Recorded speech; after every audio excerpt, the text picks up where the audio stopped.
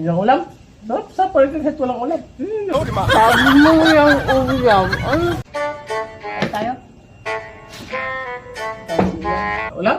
Wala. Uy. O di, kanin na lang. Kain na lang yung ulam. Di pa na-confirm eh. Okay. Wow, sarap naman to eh.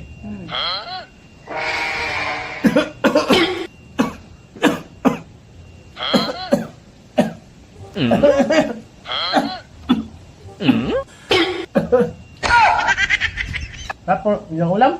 Sarap sa pwede kahit walang ulam. Naman. Sarap. Sarap. Oo. Sarap.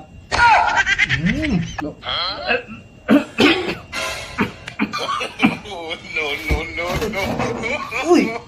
Ulam po yan! Uy! Ulam po yan! Ulam! sabi mo yung ulam. Ay, to.